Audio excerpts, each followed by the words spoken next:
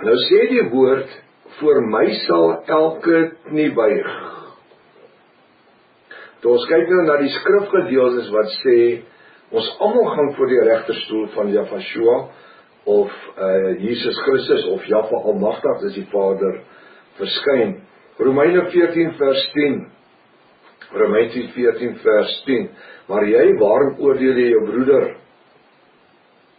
Of jy ook, waarom verag jy jou broeder? Want ons sal almal voor die regterstoel van Jahwe, dis Christus, gestel word. Nou as ek na dit kyk, dan moet jy mos nou my sê, prof, nou waarvoor gaan jy aan? Kan jy nie Afrikaans lees nie? Hy sê ons almal gaan voor die regterstoel verskyn of gestel word. Jy sien, dit is juist waar die probleem gekom het. Al die jare het die pastore en predikante 1 of 2 versgedeeltetjies gevat en 'n dogma gebou op dit, 'n preek gelewer. En dan mis hulle 1000 ander skrifte wat vir ons die teenoorgestelde sê. Soos ek wil net iets noem, so ek dink aan die skrifgedeelte, dis eers op die notas wat my opkom, waar hy sê, hy kom soos 'n dief in die nag. Nou 99.999% pastore, predikante, dominees, jy priesters en almal preek, hy kom soos 'n dief in die nag. Waar kry jy dit? Eerste Tessalonisense hoofstuk 5. Eerste Tessalonisense hoofstuk 5 begin. Hy sê dat julle weet, hy kom soos 'n dief in die nag. In vers 1. Maar vers 2 of vers 3 sê, broeders, maar julle weet, hy kom nie soos 'n dief in die nag nie. Jy sien, die pastore en die ouens ter wille van hulle godsdienstige teologie en hulle kerke se leerstellinge wat glo hy kom soos 'n dief in die nag. Want die pastoor en die dominee moet dit preek, anders kry hulle nie salaris die einde van die maand nie. Daarom moet hy preek, hy kom soos 'n dief in die nag. Maar hy sê uitdruklik, julle weet broeders, broeders is die bruid van Jahwe of van Jesus Christus. Hy kom nie soos 'n dief in die nag nie. Vir die hoere en die dronkaards en daai ouens, en vir Israel in die groot verdrukking, kom hy soos 'n dief in die nag. Ek noem dit net, dis wanneer daar net een skrifgie gedeelte gebruik word, en dan lees die ouens nie eens die volgende versie of 2 versies verder nie. My studente in my Bybelkollege word geleer, enige skrif wat 'n vraagteken agterlos, lees 10 versies voor dit, 10 versies na dit, of lees die hele hoofstuk voor dit en die hele hoofstuk na dit, dan ervaar jy die omvattendheid van so 'n versgedeelte. Goed, so hy sê, wat ons almal van voor die regterstoel van Jahwe, dis Jesus Christus gestel word. Vers 11, want daar is geskrywe, so wragtig as wat ek leef, sê Jahwe Almagtig, dis die Here. Luister wat sê hy sweer, voor my sal elke knie buig en elke tong sal bely. Hy sweer. Prof, kan jy nie lees nie, daar sweer Jahwe. Want daar is geskrywe, so wragtig as ek leef, dis Jahwe Almagtig, want die 33 sê die Here. Voor my sal elke knie buig en elke tong sal bely. Wanneer ons as bruid van Jahwe tot bekering en wedergeboorte kom, nou vra ek vir jou net die vraag. Buig ons dan nie ons knie reeds voor Jahwe, ons Elohim en Jahwe nie? Wanneer ek as 'n sondaar tot bekering kom, buig ek nie reeds my knie nie? Ek wil die Engelse woord gebruik. Do I not surrender fully unto him? Gee ek nie heeltemal oor nie? Wat is die gedagte van 'n kniebuig? Dis hoe konings vroeër jare erkenning ontvang het van vreemde mense, en vandag nog het hulle daai ding van my Lord, jy weet? Buig. Dit gee erkenning. Maar hierdie wat ons praat van elke knie gaan buig, is by die wit troon oordeel. Nou vra ek net 'n vraag. Nou ons nou die 2 skrifgedeeltes gelees het. Wanneer ons as bruid van Jahwe, Jesus Christus, tot bekering kom en wedergeboorte kom, buig ons op daardie dag dan nie reeds ons knie voor Jahwe en Jahwe nie? Jou goddelike mense wie nie in 'n bonatuurlike verhouding met Jahwe Almagtig en Jahwe, dis God die Vader en die Seun, gewandel het nie, sal verseker voor 'n regterstoel verskyn. So vir wie is die regterstoel? Dis nie vir die bruid nie. Die bruid is dan verander uit 'n verganklike en 'n verheerlikte liggaam, opgeneem in die hemel. 1 Korinte 15:27-58. Ons is reeds deur dit. As ons as bruid weet, reeds dat ons op trone gaan sit en regterstoel as deel van die jury, wie die Satan, die Antichrist, die valse profeet en die Antichristse mense gaan veroordeel. As ons dit reeds weet, hoe gaan ek my knie voor Jahwe buig? Ons sit nou op die trone. Ons gaan die jury wees. Anderste kan ek, Prof. Hannes, ook nie Afrikaanse lesing verstaan nie. Die bruid leef elke dag in heiligmaking. Halleluja. Romeine 14:12. So sal elkeen van ons, kyk my hande, wie nou reeds in 2025 bruid is, elke dag in heiligmaking aan Jahwe die Almagtige rekenskap gee. Dit is hoe ons wandel. Wat doen ons? Ons buig elke dag ons knie voor Jahwe ons Vader in heiligmaking. Die woord beklaar dat die bruid lewe elke dag in die Ruach HaKodesh, die Heilige Gees, en sodoende beoordeel ons onsself elke dag. Dit word ook genoem, ons word dag tot dag deur die Ruach HaKodesh ondersoek of ons steeds waardig is om Jahwiste genoem te word. So, wat doen ons? Ons doen introspeksie elke dag. Ons vat voorraadopname van ons lewens elke dag. Dis nie waar ons tot van bekering kom vandag, onderdompel is in die naam van Jahwe, deel van wedergeboorte geword het nie. En nou lewe ons maar net 'n godsdienstige manier, en ons vloek, en ons gaan te kere, en ons... Nee, ons lewe in heiligmaking. En omdat ons in heiligmaking lewe, is die Ruach HaKodesh, die Heilige Gees, elke dag met ons besig. En as daar iets is wat hy ons attent maak op, dan buig ek my knie. I submit. Daar bestaan nie die teologie soos een keer gered, altyd gered nie. Ons moet elke dag in heiligmaking en in verwagting leef. Halleluja. Die wit troon oordeel, Openbaring 20 vers 11. Hy sê, en ek het 'n groot wit troon gesien, en hom wat daarop sit. Hom, die Vader. Vir wie se aangesig die aarde en die hemel weggevlug het, en daar is geen plek vir hulle gevind nie. Vir wie is die oordeel? Vir die ongoddelikes. Kyk wat sê die skrif. Dit is die wit troon oordeel. Dis wanneer die kerk sê elke knie gaan buig en elkeen gaan. Maar ek sien dan in Openbaring 20 vers 4, die bruid sit op die trone, en aan die bruid is die oordeel gegee. So ons is deel van die jury, ons wat by die einde van Openbaring 3:22 weggetrek was, by die wederkoms, die parousia, die Grieks. Nou kyk wat sê Apostel Johannes, en ek het 'n groot wit troon gesien, en hom, wie is die hom? Dis Vader Jahwe, wat daarop sit. Voor wie aangesig die aarde en die hemel weggevlug het. Hoe? Met die slag van Armageddon. En daar is geen plek vir hulle gevind nie. Wie is die hulle? Is dit die bruid? Die bruid is dan verander. Ons is hulle verheerlikte liggaam opgeneem. Hoe kan daar nou nie plek in die hemel vir ons wees nie? Nee, hierdie is die ongoddelikes wat na verwys word. En die kerke en die pastore en die ouens het nooit die verskil verstaan tussen bruid en ongoddelikes nie. Hulle het ons almal sommer oor dieselfde kam geskeer. En hulle verstaan ook niks van die wederkoms en die wegraping nie. Liewe wat Dani Boot as ek 'n snert gepraat het nou, met sy 23-24 wegraping, wat sy op plaas gevind het.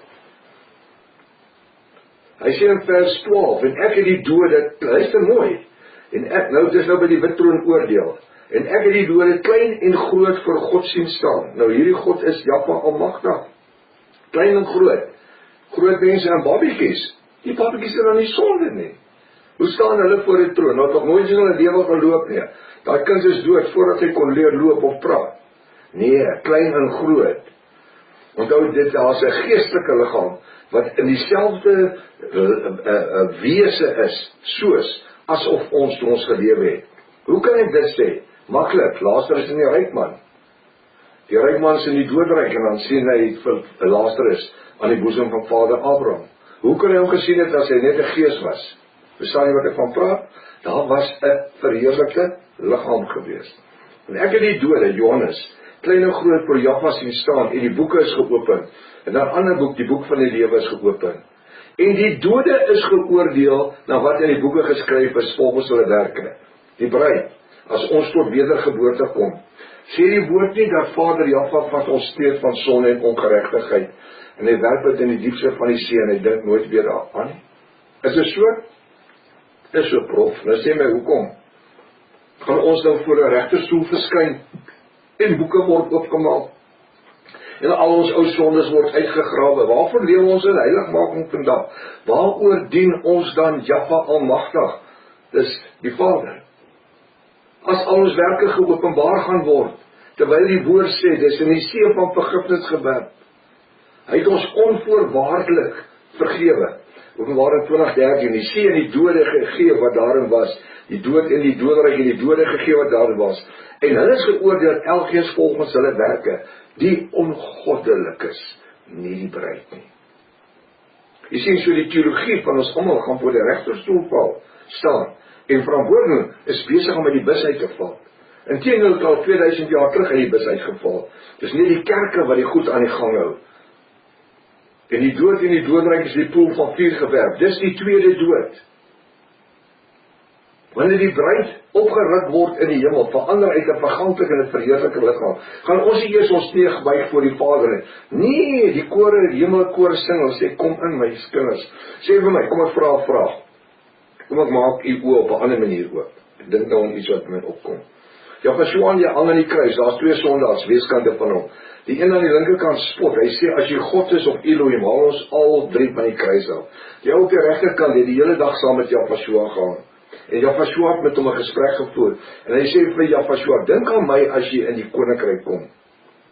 En Jahwe sweer, hy sê, voorwaar ek sê vir jou, vandag sê jy saam met my in die paradys wees. Paradys is in die derde hemel.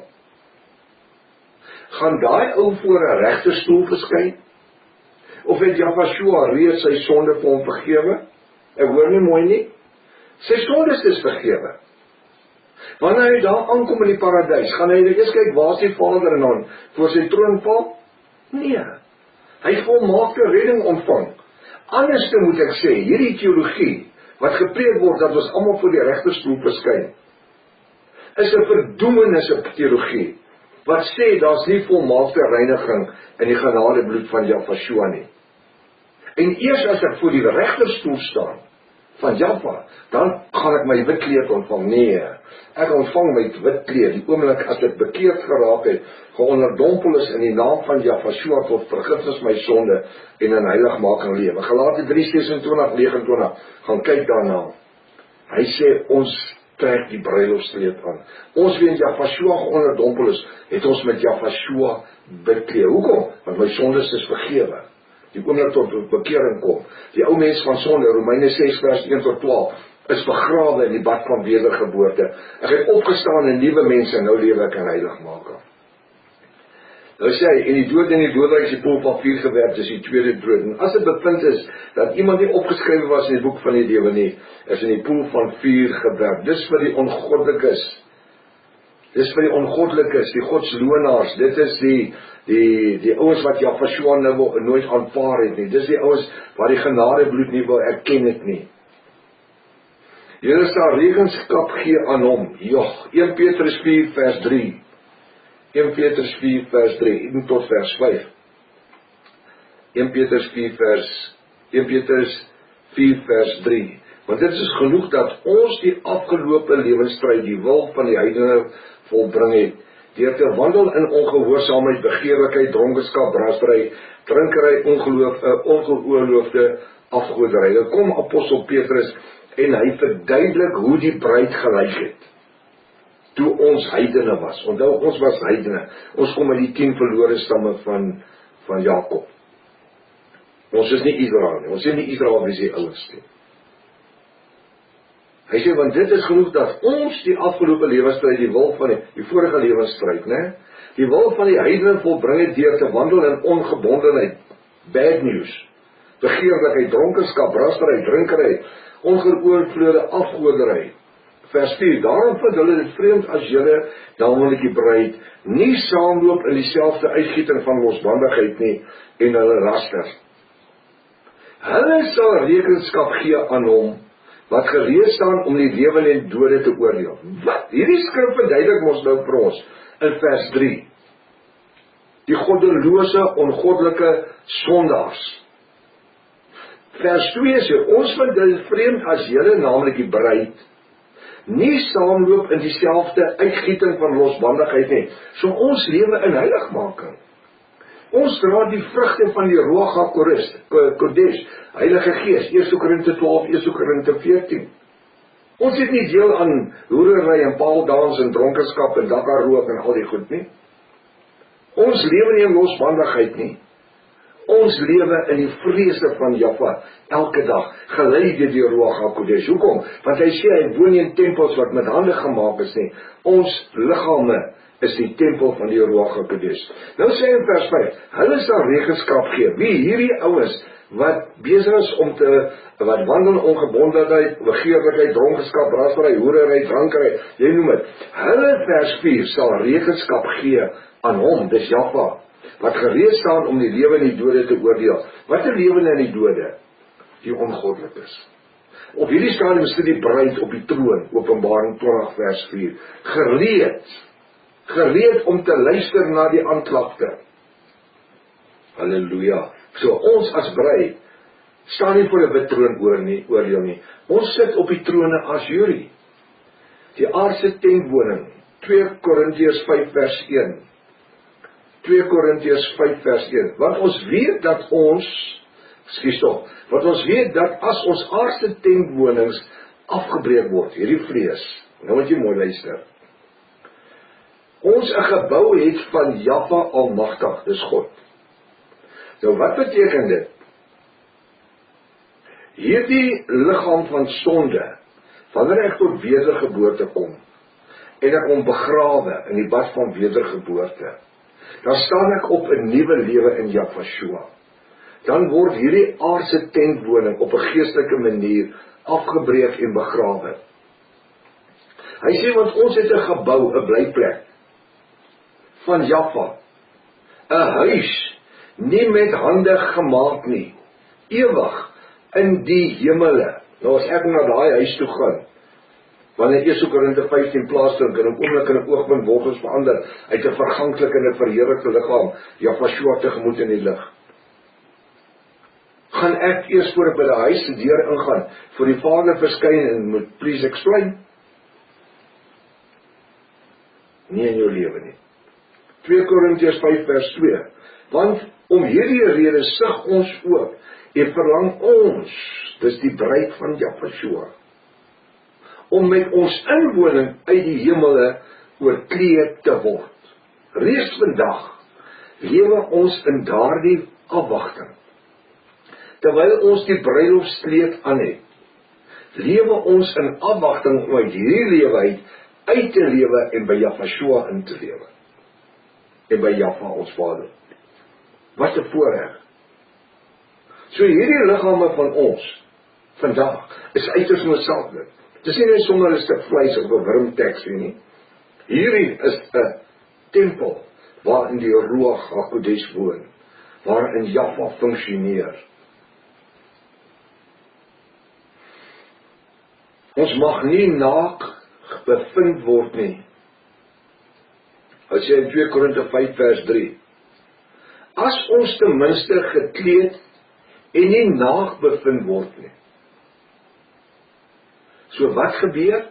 As ek bekleed is in die bekering. Want om iemand te doop of onderdompel sonder bekering is soos jy vat 'n droë sondaar en jy maak hom net 'n nat sondaar. En daarom voordat ons enige persoon onderdompel, dan sê ons vir hom, broer Jan Pretorius, op jou eie geloof en belydenis, dat jy Jahshua as jou persoonlike verlosser en saligmaker aangeneem het, word jy saam met Jahshua begrawe, opgewek en bekleed, en daarom onderdompel het jou tot die vergifnis van jou sondes, in die bonatuurlike naam van Jahshua. Halleluja. En dan onderdompel ons die ou, op sy eie geloof en belydenis, dat hy homself bekeer het. Nou sê vers 3, as ons ten minste gekleed en nie naak bevind word nie. Want ons wat nog in die tent, hy sê, want ons wat nog in die tent is, bly ons in 'n tent vandag? Natuurlik, hierdie liggaam is 'n tentwoning, is 'n tydelike woning. Hy is nie met stene gebou nie. So waar woon die Ruach in? Waar woon Jahwe ons Vader en Jahwe die Seun in? In hierdie tentwoning. Want ons wat nog in die tent is, sug en voel beswaar, omdat ons liewer nie ontklee nie, maar oorklee wil word, sodat die sterflike deur die lewe verslind kan word. Halleluja. Ons is nie tevrede hoe ons is nie. Dis wat heiligmaking is. Bekering, onderdompel, wedergeboorte, heiligmaking. En die derde een, die heiligmaking proses, vat my die res van my lewe. En elke dag beklee ek my, ek word nie oor en oor gedoop nie, deur in heiligmaking meer in geregtigheid te wandel. Dis wat hier gebeur. So moet ons nie onklee of onderklee wil wees nie, maar eerder oorklee wil wees. Ons wil eerder doodseker maak. Ons is op die plek. As ek nou hartaanval kry, gaan ek hemel toe. Toe ek daai kar van my afgeskryf het, nou is 2 weke terug. Op daai oomblik wil ek oorklee wees, dat as daai kar daar afgestort het teen daai afgrond, en want dit is 'n seildakkar, en daai groot konkreetblok het op my nek geval, op my kop en my doodgeslaan, dat ek daarna kan uitlewe.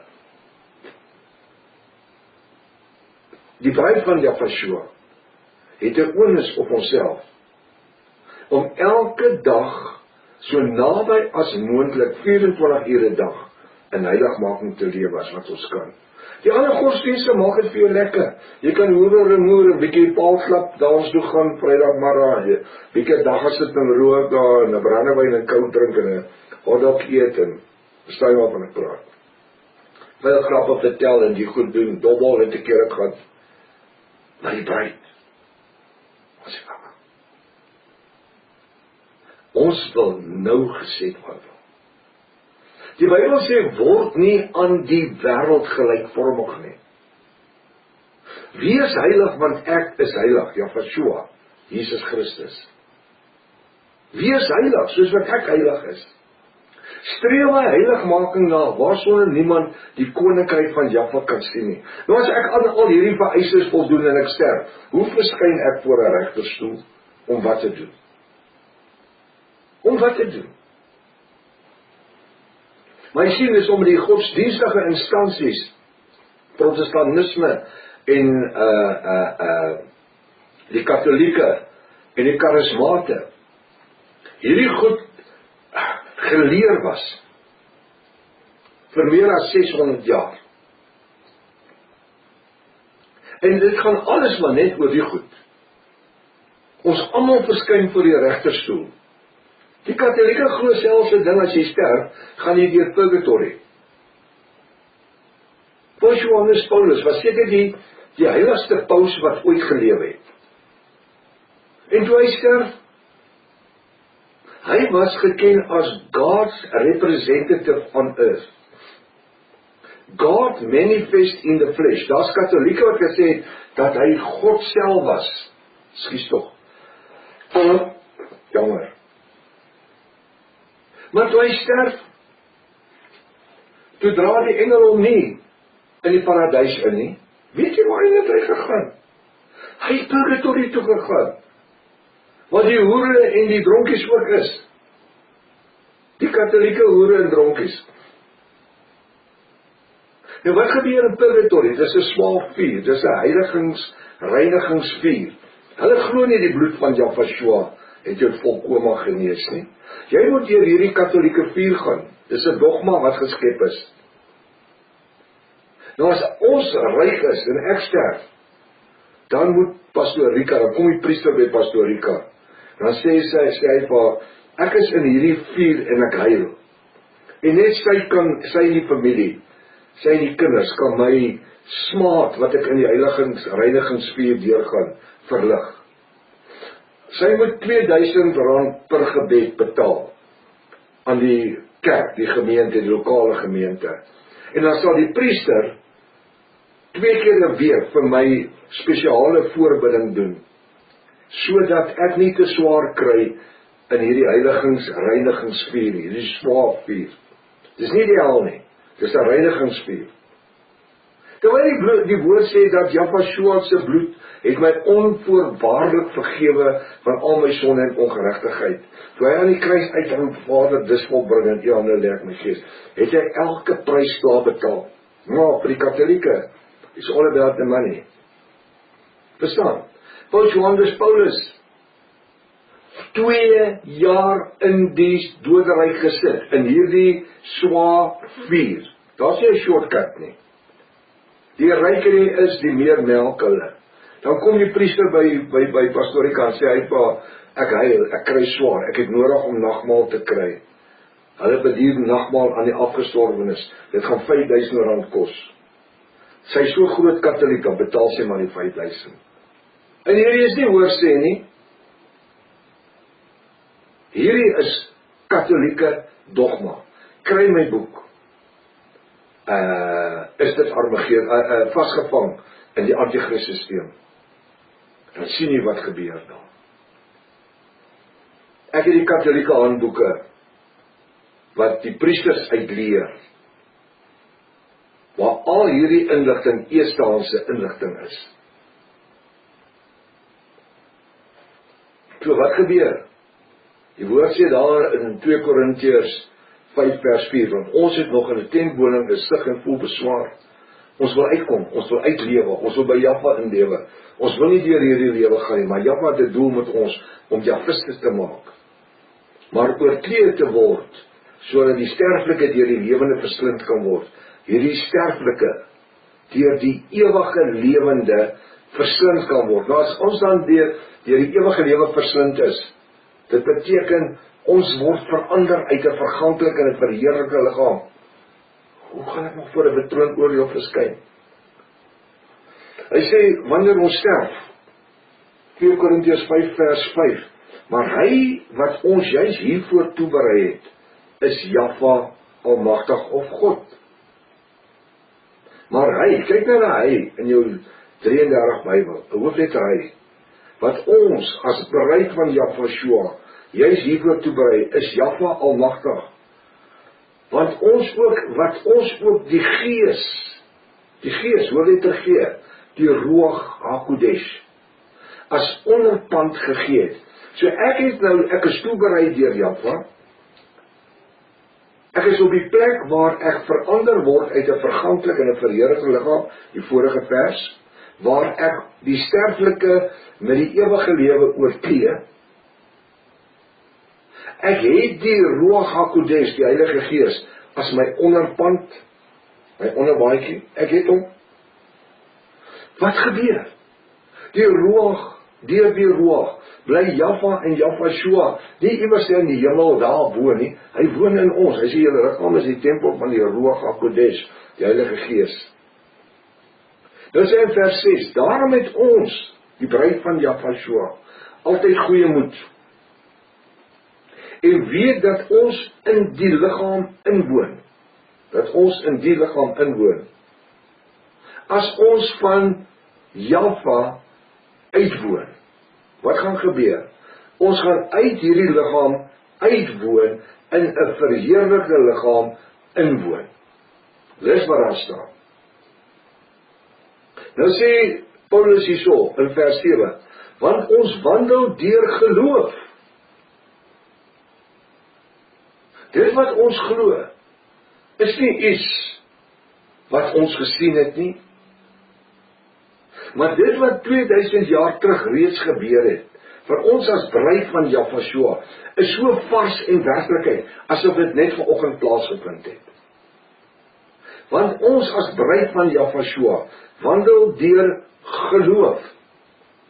En wat sê Hebreërs 11, wat is geloof? Hy sê, die geloof is 'n vaste vertroue. Hoe lyk dit wat hy sê? Nie geloof nie, die geloof is 'n vaste vertroue in die dinge wat ons nie sien of aanskou nie, maar wat ons glo.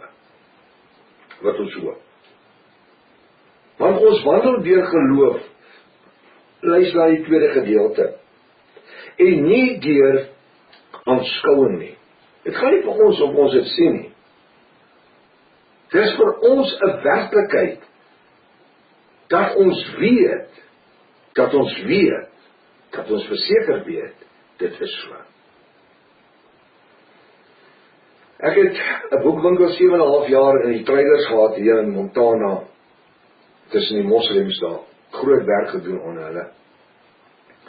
En eendag toe stap daar, ek het 2-3 keer ateljeeste daar by my gehad, maar een dag toe stap daar ateljees in, ons staan en gesels, en die ou sê vir my prof, hy sê, prof, sê vir my, ek hoor jy dien die Here al jou lewe lank. Ek sê, ja, vir my was hy ook die Here, hy het Jaffa geword, maar kom, hy sê ja. Hy sê, nou sê vir my, was jy ooit in 'n nightclub gewees? Ek sê, nee, my hele lewe nie. Ek sê, want op daai stadium, ek was 15 jaar oud, toe ek tot bekering gekom het. Ek was nie een keer in 'n hoerhuis ingewees nie. Ek was nie een keer in my lewe in 'n paarklap dans ingewees nie. Ek weet nie wat dit is om gesuip te wees nie. Ek weet nie wat dit is om gerook te wees nie. En. Hy sê, nou sê vir my, na jy nou al hierdie goed in jou jong lewe gemis het, wat gebeur die dag as jy sterf, en jy kom agter, maar daar is nie 'n hemel nie, en daar is nie 'n God nie. Hy sê, en daar is nie 'n wit troon oor jou nie. Hy sê, daar is nie engele kore nie, en daar is nie 'n paradys nie, dat die Bybel is 'n mensgemaakte boek, wat 'n klomp leuns bevat het, wat die Jode geskryf het. Hy sê, wat doen jy dan? Ek staan so en kyk, en die roog maak met die woord oop. Hy sê vir my, jy wil nou vir my sê, omdat jy ateïs is, het jy nou al hierdie dinge gedoen, wat jy noem, wat jy is? Hy sê, ja, omtrent alles van dit. Ek sê, nou sê vir my, as jy nou sterf, en jy kom agter, daar is 'n hemel, en daar is 'n wit troon oordeel, en daar is 'n doderyk, en daar is 'n ewige hel, en daar is 'n ewige oordeel. Wat doen jy? Die man is so omgedraai, weggestap, het my nie eers geantwoord nie. Jy sien, wanneer ons in geloof lewe, soos dan vers 7, 2 Korinte 5:7 sê, want ons wandel deur geloof, en nie deur aanskouing nie. Ek wil sê, as dit gebeur, wat die ateïs die dag vir my gesê, daar is niks nie. Weet jy wat, ek sê ek vir hom, ek het nog niks gemis nie. Maar jy, omdat al hierdie goed daar gaan wees, gaan alles mis. Nou, ons godsdiens is nie gebou op 'n Boeddha beeld nie, of 'n Hindoe god nie. Ons geloof is gebou op 'n fondasie van geloof. En as jy tyd het, kan jy sit in die hele Hebreërs 11, stadig sit en deurlees, waar Paulus dan kom en praat van verskillende mense soos Vader Abraham, en verskillende geloofsmense hanteer in die boek Hebreërs hoofstuk 11. Maar hy sê hier so in 2 Korinte 5 vers 8, maar ons het goeie moed, ons as bruid van Jahweh, en verkies om liewer uit hierdie liggaam uit te woon, uit te loop.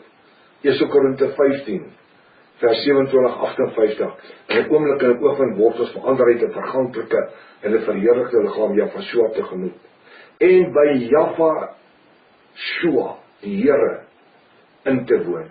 Jy sien, partykeer beteken die Here Jahweh, en ander keer beteken dit die Vader. Een keer beteken die Seun, ander keer kan dit die Vader wees. So waar wil ons inwoon? Ons wil by die Vader en by die Seun in die hemel inwoon. Wanneer? Daai oomblik wat die wederkoms plaasvind. Sal dit gebeur dat ek 'n hartaanval kry, gaan ek nog steeds by hom inwoon, in 'n oomblik en 'n oogwink. Verskuif my siel van hierdie aarde af in die paradys in. Waar is Jahweh? Waar is die Vader? Ook hulle bestaan al 7 die hemele. Want die 3de hemel is die paradys. Want Jahweh sê vir die ou aan die kruis aan die regterkant, vandag, hy sê voorwaar, ek sê hy sweer, vandag heren sê saam met my waar wees? In die paradys. In die teenwoordigheid van Jahweh en van Jahweh die Vader. Wat sê vir my, as hierdie goed dan 'n werklikheid is, hoe verskyn ek eers voor 'n wit troon oordeel, om te kyk of ek waardig is om weggevat te word? Hierdie goed sê ons wandel deur die geloof. In 'n oomblik, in 'n oogwink word ons verander uit 'n verganklike en 'n verheerlikte liggaam in. Halleluja. Ons gaan uit hierdie lewe uitlewe en by Jahweh in. Hy het ons by die naam geroep. Hy sê julle is myne. Ek het julle dier gekoop met my bloed. Julle is myne. Ek het julle geroep by julle name. Jahweh Vader sê julle wat geen volk was nie, maar nou die volk van Jahweh genoem word. Julle wat geen volk was nie, julle is nou die uitverkorenes. Ons is beklee in Jahweh. Wat 'n voorreg. Ons het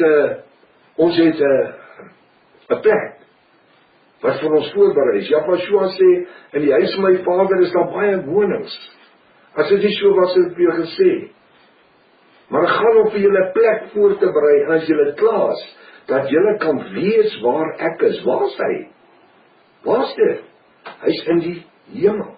Hy is opgeneem in die hemel. Halleluja. Die woord sê, hy sê, en hy gaan terugkom. Hy sê, as ek klaar is, kom ek julle haal, dat julle kan weet waar ek is. Nou sê vir my, met dit wat ons nou gestudeer het, hier so ver, gaan u voor 'n regterstoel verskyn? Wil ek op jou sê, as jy voor 'n regterstoel wil verskyn, dan count on me. Ek gaan nie daar wees nie. Ek gaan op die troon sit, sê die woord. Want dit is die belofte van die bruid. Kom ons kyk verder. Julle is die tempel van Jahweh, die Almagtige. Ai, dis wonderlik. 1 Korinte 3:16. 1 Korinte 3 vers 16. Apostel Paulus vra 'n vraag. Hy sê, weet julle nie, dat julle wie bruid is, 'n tempel van Jahweh Almagtig is, en die Gees, die Ruach HaKodesh van Jahweh, in julle woon nie? As dit wat hier staan 'n werklikheid is, hy vra, hy sê, weet julle dit nie? Meeste mense weet dit nie, want dit is godsdienstige dogmatiek wat geleer was, vandat ons in die sonnaarskole was, dat ons almal gaan voor die regterstoel van God verskyn. Weet julle nie dat julle 'n tempel van Jahweh, hierdie liggaam, 'n tempel van Jahweh of God is, en dat die Gees, die Ruach HaKodesh van Jahweh, in julle woon nie? Weet jy dit? As iemand die tempel van Jahweh skenk, sal Jahweh hom skenk, dis God die Vader. Want die tempel van Jahweh, dis God, is heilig, en dit is julle. Kom ons lees weer vers 17. As iemand die tempel van Jahweh skenk, dis nie om my vinger af te sny op my hand, of dit het niks met daai verskenning te doen nie. Dis om in sonde te lewe. Dis om weg te dwaal van die waarheid af. As dis om met ander woorde terug te val in sonde. Die woord sê soos 'n hond wat terugdraai na sy eie braaksel en daarin eet. As iemand die tempel van Jahweh skenk, sal Jahweh hom of haar skenk. Want die tempel van Jahweh is heilig. Luister nou na die volgende 3 woorde en 4 woorde. En dit is julle, ons, die bruid van Jahweh. As die woord sê, ons is dan so skoon en heilig, dat Jahweh sê ons nie sy tempel moet skenk nie, maar bly in heiligmaker wandel, en die pad stap saam met hom. Hoe gaan ek voor 'n regterstoel staan om wat te doen? Ons dan is dan heilig. Heilig genoeg om te getransformeer te word uit 'n verganklike en 'n verheerlikte liggaam om tegemoet. Want hulle waak vir julle siele, Hebreërs 13 vers 15 en aan. Want hulle waak vir julle siele. Laat ons die bruid van Jahweh, wat vandag 2025 na hierdie boodskap luister, dan gedurig aan hom, dis Jahweh, en aan Jahweh, dis God, 'n lofoffer bring. Dit is die vrug van die lippe, wat sy naam bely. Wat 'n naam? N-A-A-M. Naam bely. Nou as jy nou 33 Bybel lees, en jy kyk na Hebreërs 3 vers 15, dan sien daai laaste gedeelte, dit is die vrug van die lippe, wat daai sy, kyk hoe slee is die Satan. Daai moet jou hoofletter S wees, en in hakies gaan jy skryf, Jahshua, sy naam bely, die naam bo elke ander naam. Kom ons lees weer, Hebreërs 3, 13-15, laat ons wie bruid van Jahshua is, dan gedierig deur hom, dis Jahshua, aan Jahwe die Vader 'n lofoffer bring. Hoekom? Want die Bybel sê, wanneer ons bid ons tot die Vader in die naam van Jahshua. Halleluja. Die Bybel sê, julle bid nie, julle ontvang nie, want julle bid verkeerd. Laat ons dan gedierig deur in hom, Jahshua, aan Jahwe die Vader 'n lofoffer bring. Dit, luister, dit is die vrug van die lippe, wat sy naam bely. Nou as ek die vrug van sy lippe bely, elke dag, en ek sterf, wat gaan ek vir die Vader se troon doen? Hy sê dan, ek bring aan die Vader 'n lofoffer. Ek bring elke dag aan die Vader 'n lofoffer. Nie net wanneer ek voor my bed gaan kniel om dit bid om dit kniel vanaand nie. Nee. Heel dag. Bring ons lofoffers en vredeoffers aan Jahwe. Wat is dit? Dis nie iets wat ek brand nie. Dis nie waar 7 basyne blaas nie.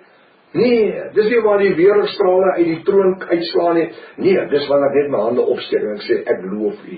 Ek loof U Vader Jahwe, vir die genadebloed van Jahshua, wat my vrygekoop het van al my sonde en ongeregtigheid. Dis 'n lofoffer. Dis 'n lofoffer. Ek kan hom prys, ek kan hom verheerlik, ek kan hom groot maak. Die woord sê, steek op, lig op, heilige hande. Ek aanbid hom met heilige hande. En die woord sê, wees heilig, want ek is heilig. Luister, ons bring 'n lofoffer aan die Vader.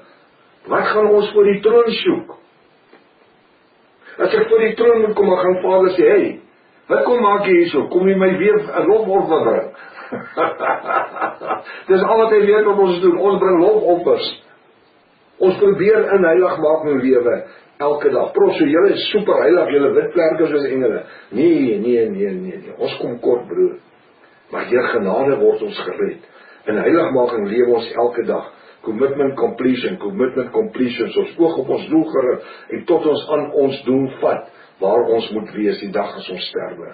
Laat ons dan gedierig deur hom, die Seun, aan die Vader, dis Jahwe 'n lofoffer bring. Dis die vrug van die lippe, wat sy naam bely, halleluja, die bruid. Hy sê in vers 6, vergeet die weldadigheid en mededeelsaamheid nie, want Jahwe het 'n behaag aan sulke offers. Dis ander offers daai. Kyk wat is dit? Weldadigheid, met ander wees goed vir mense, mededeelsaamheid, ek deel my brood met ander ook. Dit is nie waarom die koninkryk draai nie. Die koninkryk draai nie net om die fisiese nie, maar ook oor die geestelike. Dit is goed aan die armes te bedien. Dit is goed om mededeelsaam te wees. Die ou by die by die verkeer, by die verkeerslig om, ja, dit is nodig so. Iemand anderste wat jy sien, wat swaar kry. Deel daarin. Maar ook aan jou medebroers en susters wie Jahwist is, jou naaste. Vergeet die weldadigheid en die mededeelsaamheid nie, want Jahwe het 'n welbehaag in sulke offers. Vers 17, wees gehoorsaam aan julle voorgangers. Wie is dit? Die ouens wat ons leer. Hulle wees gehoorsaam aan julle voorgangers. Hulle wat julle die woord bedien, hulle wat julle in die geopenbaarde woord oplei. En onderdanig, want hulle waak vir julle siele. As diegene wat rekenskap moet gee. Hierdie was ook die apostels gewees, wat oor die gemeente van Jahshua, na hy weg is, Paulus en die ander ouens, hulle het gewaak oor die gemeente. Nou sê hy, want hulle waak vir julle siele. As diegene wat rekenskap moet gee, sodat dit met blydskap kan doen, en nie al sigtend nie, want dit is vir julle nie nuttig nie. Hulle gaan nie rekenskap gee voor die wit troon oordeel nie. Elke dag moet ek rekenskap gee aan Vader Jahwe van wat ek met my dag gemaak het. Kom. Hierdie 24 uur wat hy my gegee het, hierdie 18 uur of 16 ure wat ek aan die gang was vandag, hoe het ek my tyd gebruik? Heel dag voor die televisie gelê met 'n beker koffie en beskuit. Order net vir ma, sê net rondhardloop. Of was ek besig met navorsing? Vandag wanneer u slaap, dan is ek besig, dan is Pastoor Rika besig. Besig om die koninkrykswerk na te vors, studies te doen. Jy sal weer 2 nuwe reekse wat aan die kom is. As Jaffa lewe en gesondheid spaar. Ons gee rekenskap van die goed. En hoe ons met die siele werk. En wat doen ons met die siele wat ons bereik? Hoe lei ons hulle weer op in die koninkrykswerk? Sodat as ons doodgaan, dat hulle die koninkrykswerk kan vorentoe vat. Ek is so dankbaar, hier nou weer 'n klomp pastore gegradeer. Wat 'n voorreg in die naam van Jaffa Shua, mans en vroue pastore. Aan Jaffa al die eer, halleluja. Mense wat die 4 jaar kursus klaargemaak het. Hy sê, met blydskap kan ek alsigtend nie, ons doen dit nie alsigtend nie, dis nie 'n burden wat ons dra nie. Daar's 'n Engelse koortjie en ek gaan ons sing, it's a joy unspeakable, ek gaan net sommer sê, want my stem is 'n bietjie klaar, it's a joy unspeakable and full of glory, and harvest never yet be told. Dis 'n blydskaplied, dis vir my 'n vreugde, ek sê dit vir Pastoor Rika, want as hy in hierdie ateljee instap, en die kameras kom afsit en die goed, dan sê ek vir haar, hierdie was 'n boodskap, deur en deur, wat gesalf was, met die Ruach HaKodesh. En dit is nuttig vir die bruid. Dis in vers 18, bid vir ons. Want ons is oortuig dat ons 'n goeie gewete het. Wat beteken daai goeie gewete? 'n Goeie getuienis.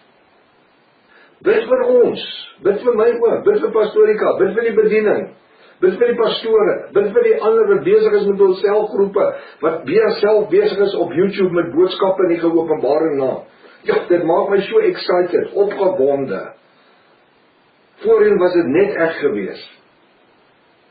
En vandag is daar hoeveel van die ander wat besig is, die een in 'n mindere mate as die ander een. Maar weet jy wat? Elke skrifgedeeltjie wat uitgaan, op TikTok en op Facebook en op YouTube, ja, die Facebook, dit vibreer van die jaffistiese boodskappe. En siele kom tot bekering. Dis die belangrikste. Mense daar buite is uitgehonger vir die bonatuurlike woord. Nou met daardie boodskap se snerp van 23-24 wegraping, September wegraping wat so plaasgevind het. Mense in hulle duisende het toegesak op hierdie bediening, op ons webtuiste, en ons YouTube boodskappe, en Instagram, Dropbox, Facebook, YouTube, jy noem dit. In hulle duisende. Nou vra ek, hoekom kom die mense van alle kante af? Om na 'n leuen te kom luister? Van daai mense wat na sy rabbies geluister het, vandag is studente wat ingeskryf het, van hulle is pastore wat klaar afgetree het, emeritaat pastore, wat in die boodskap wat ingeskryf het by die Bybelskool. Nie om 'n gemeente te begin nie om te probeer geld maak, iets vir sy pension of iets nie. Mense wat 'n honger en dorst het na die waarheid. Dis van hierdie mense wat met my praat, wat sê, prof, ons spandeer tot 6 tot 7 ure 'n dag in die woord. Mense wat nou, soos ons dit noem, afgepensioneer het. Ne? Mense wat nou in rus ingegaan het, wat nou eers hulle lewe ontdek het. Ek is net oor een nou bly, ek sluit af hiermee. Die woord sê, vers 18, Hebreërs 13 vers 18, bid vir ons, want ons is oortuig dat ons 'n goeie gewete of 'n getuienis het, omdat ons in alle goed wil wandel, omdat ons in alles goed wil wandel. Ek gaan hier afsluit, sê vir my, as u kwalifiseer aan dit wat u vanaand gehoor het, gaan u steeds voor die wittroon oordeel verskyn? Of gaan u ook uitlewe wanneer Jaffa Shua kom? As jy onseker is, dan kort jy 'n bekering. Dan moet jy jou bekeer en my laat weet dat ons jou kan onderdompel in die naam van Jaffa Shua tot vergifnis van jou sonde, dat jy jou bruilofskleed kan aantrek en in heiligmaking kan strewe die res van jou lewe. Ek sê, soos die woord sê, ek en my huis, ons dien Jaffa Shua. En as ons sterwe, dan leef ons uit hierso, en ons leef as koningsseuns en priesters van Jahwe in die hemel in. Tot volgende week, deel hierdie boodskap net eers. Deel hierdie boodskap met soveel mense as wat jy kan. En daar is nog 'n gedeelte volgende week wat ons gaan klaarmaak. Deel D, moet dit nie mis nie. As Vader lewe ons gesondheid spaar. Maranatha, Jahwe kom weer. Halleluja.